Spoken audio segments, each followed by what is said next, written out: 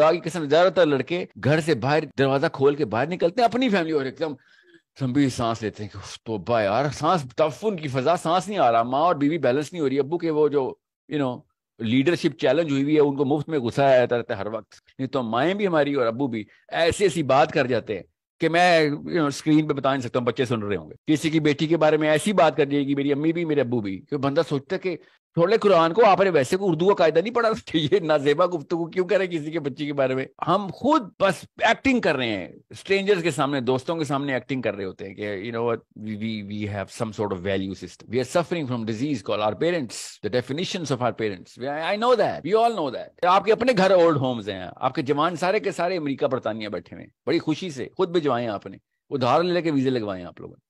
آپ کا اپنا گھر اولڈ ہوم ہے, پاکستان کے سارے گھر اولڈ ہومز ہیں. موقع کی جس کو موقع مل رہا ہے وہ خود اولڈ ہوم بنا رہا ہے, موقع کسی چیز کا ویزا مل رہا ہے, جس کو ویزا نہیں مل رہا وہ اپنے ماں باپ کے حقوق کے بہانے اسلام فٹ کر رہے ہیں. منی Hungary freaks are trying to label everything under Islam. This is not how Islam is going to come in. خلافت کی باتیں, سوری جہاد کی باتیں, کوئی چکر ہی نہیں ہے. بڑی بات ہے نمازوں کی باتیں کر رہے ہیں آپ لوگ, وہ بھی اسی لیے تو پھر نماز روزہ زکوٰۃ حج پرائم لیبل بن گیا نا اسلام کا, بس اس کے علاوہ کچھ نہیں کرنا. کیوں؟ اس میں مال بھی نہیں جاتا اور جان بھی نہیں جاتی. جان نہ چلی جائے بیٹا باقی سب کچھ کر لے, سب کچھ ٹھیک ہے. جان نہیں جانی اور مال نہیں جانا چاہیے, باقی سب کچھ, یہ دو چیزیں بچا کے رکھا تو سکسیسفل ہے. بس 100% اپوزٹ سائڈ کے اوپر ہمارا کلچر ڈیفائن ہوا. سو جب اسلام کی کوئی بات کرتا ہے تو ایسے لگتا ہے جیسے کوئی تکلیف دے رہا ہے ہمیں. اس لیے میں کہہ رہا ہوں صرف یوتھ 20s 30s صرف یوتھ کو پکڑیں اس کو. It is not a genetic disease, I am telling you, it's not possible کہ 2.25 ارب بندہ انڈیا پاکستان بنگلہ دیش میں رہتا ہے, 2.25 ارب, یہ سب کو ایک کامن بیماری بزدلی کی.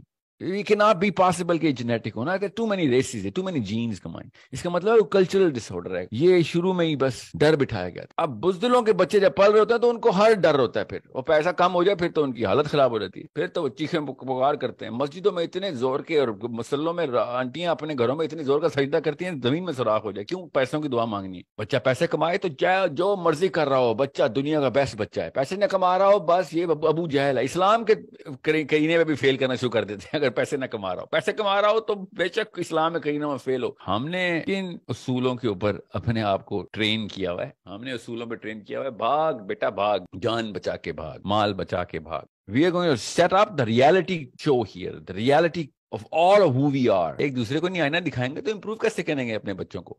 ہمیں اپنی امیاں بدلنی ہے, اپنے ابو بدلنے ہیں, ان کی سوچ بدلنی ہے کہ بھیا ایسے نہیں کام ہوگا. امی ابو کوئی بات نہیں, جتنے مرضی پیسے ہوں گے قبر میں نہیں جائیں گے, جتنے مرضی غریب ہوں گے کوئی فرق نہیں پڑتا, قبر میں کوئی نہیں پوچھے گا آپ سے.